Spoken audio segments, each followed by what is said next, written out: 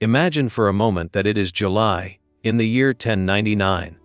We are standing in the streets of Jerusalem, where the sun is scorching, but the air doesn't smell of heat or dust, it smells of iron and rot. Historical accounts from this very day describe a scene so horrific that it challenges the imagination. Horses wading through blood that reached up to their knees. This wasn't a battle.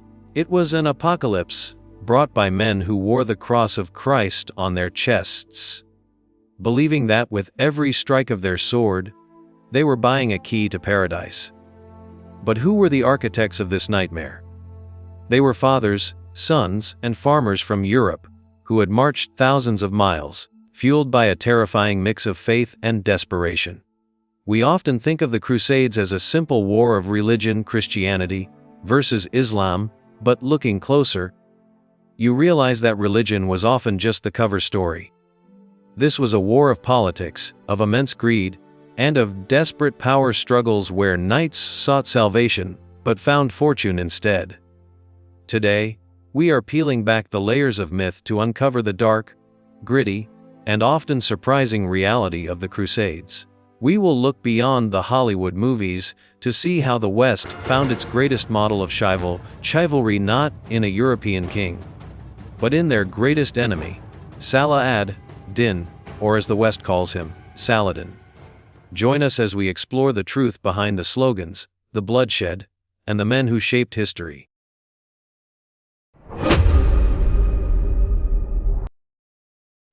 To understand the bloodshed, we must first look at the spark that ignited the firestorm. That spark was struck in a field in France, in the year 1095, when Pope Urban II stood before a massive crowd at the Council of Clermont and delivered one of the most consequential speeches in human history. He didn't just ask for help, he unleashed a movement that would change the world forever. The crowd erupted with a single, terrifying chant, Deus Vult. God wills it, but we have to ask the uncomfortable question, did God really want a war? Or did the Pope simply have other problems he needed to solve? The reality is that 11th century Europe was a chaotic mess, violent and economically stagnant, where knights and petty lords were constantly fighting each other and raiding villages. The church realized they had a surplus of violent men with nothing to do, so they devised a brilliant and cynical solution: export the violence. Instead of killing each other, why not send these knights to kill the infidels in the East? Simultaneously, the Byzantine emperor in Constantinople had sent a desperate plea for help against the rising Seljuk Turks, giving Pope Urban a golden opportunity to unite the fractured churches of the East and West under his own command. The offer the church made to the people was irresistible, blending spiritual salvation with earthly greed. If you went on crusade, all your sins were forgiven. A literal get out of hell free card. But for the younger sons of European nobles who inherited nothing, the East also promised land, titles, and unimaginable wealth. And so, they went not just knights, but peasants, women, and children, selling their homes and abandoning their fields to begin a death march toward a land they had only heard of in Bible stories, fully believing that God would strike down the walls of their enemies.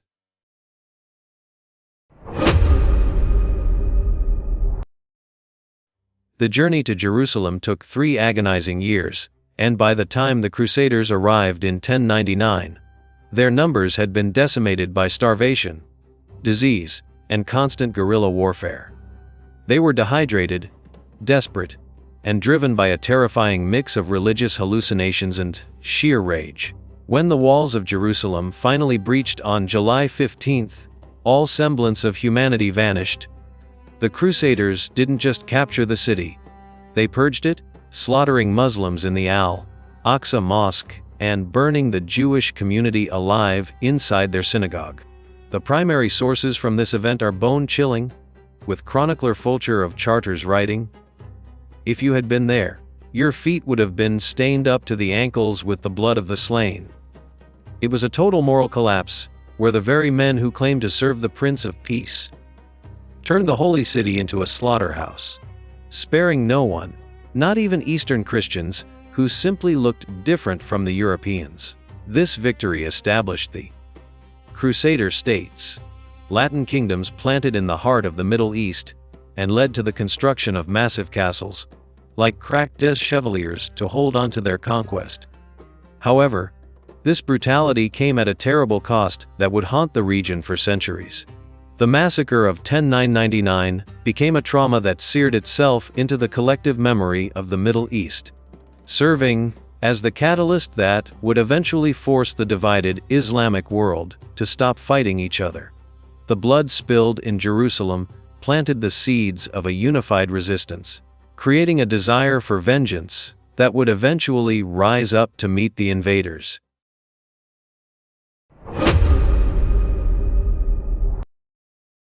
For decades, the Crusaders survived largely because their enemies were divided, with the Muslim world fractured by internal politics and infighting between Sunni and Shia factions. But history hates a vacuum, and slowly, leaders like Zengi and Nur ad-Din began to preach the concept of jihad not just as a spiritual struggle, but as a unified military resistance. From this rising tide emerged a figure who would become a legend in both the East and the West, Salah ad-Din Yusuf ibn Ayyub, known to the world simply as Saladin, a statesman of Kurdish origin who managed to unite Egypt and Syria. Saladin was calculated, patient, and incredibly intelligent, understanding that to defeat the Crusaders, he didn't need to attack their castles, but rather destroy their field army. His masterstroke came in 1187 at the Battle of Hattin, where he lured the Crusader army away from their water sources and into the scorching desert. Trapped in heavy iron armor under the baking sun, the Crusaders were surrounded as Saladin set fire to the dry grass, choking them with smoke in a battle that was effectively an execution, wiping out the Kingdom of Jerusalem's army in a single day. When Saladin arrived at the gates of Jerusalem later that year, the Christians inside were terrified, remembering what their ancestors had done 88 years earlier and expecting to be slaughtered in return. But here is why Saladin fascinated the European mind. He did not retaliate, instead allowing the Christians to leave the city safely, if they could pay a ransom, and even paying for the poor out of his own pocket. In an era of extreme brutality, this act of mercy shocked Europe, proving that the heathen enemy possessed more chivalry than the Crusaders themselves.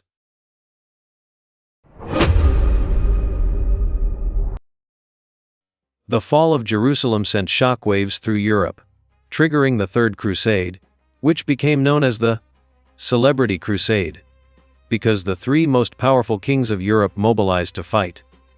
While the others died or went home, Richard the Lionheart of England stayed, and the conflict evolved into a personal duel between two warrior kings. Despite being mortal enemies, Richard and Saladin developed a profound respect for one another, creating a strange, chivalrous war that became the stuff of legend. The historical anecdotes from this period are fascinating, such as the moment during the Battle of Jaffa, when Richard lost his horse and was fighting on foot. Watching from a hill, Saladin reportedly said, "How can a king of his stature fight on the ground?" and immediately sent two magnificent Arabian horses down to Richard as a gift right in the middle of the battle. Later, when Richard fell seriously ill with a fever, Saladin didn't attack his weakened camp, but instead sent his own personal physicians to treat him, along with baskets of fresh fruit and snow from the mountains to cool his drinks. However, despite the mutual respect, Richard was a realist who understood that his exhausted army could not hold Jerusalem even if they managed to capture it.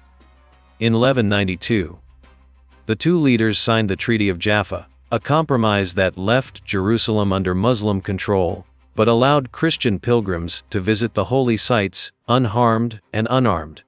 Richard sailed home without ever stepping foot inside the city he had spent years trying to conquer, marking a diplomatic end to the bloodiest war of the century.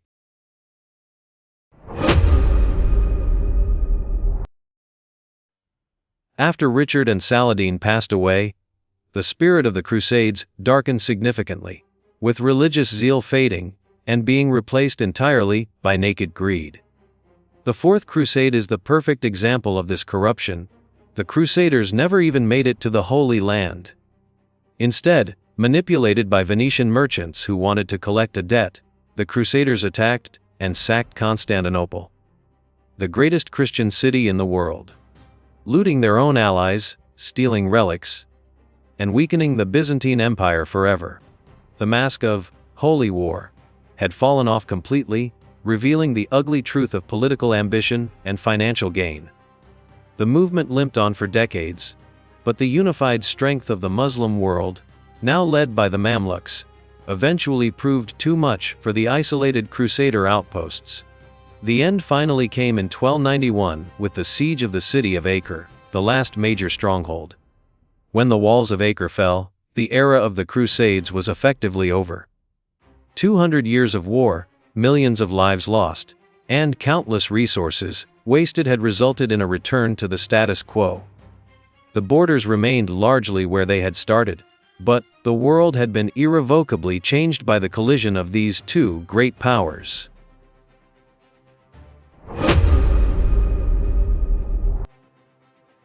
The Crusades left a deep scar between the East and the West, a scar that political rhetoric still scratches at today. But ironically, this violent collision also bridged the two worlds. Europeans returned home with more than just physical scars. They brought back soap, lemons, sugar, coffee, and advanced knowledge of medicine, optics, and algebra from the Islamic Golden Age. The contact with the East helped wake Europe from the Dark Ages and pave the way for the Renaissance. Saladin taught the world that honor exists even in warfare, and the Crusades taught us that behind the holiest of slogans, you will often find the most human of flaws: greed, ambition, and the thirst for power. History is rarely black and white, and the heroes and villains are often far more complex than the stories we are told as children. Now, I want to hear from you. Do you think history would have been different if Saladin had taken revenge on Jerusalem instead of showing mercy? Let me know your thoughts in the comments below. If you enjoyed this deep dive into history, please like and subscribe the History of Us.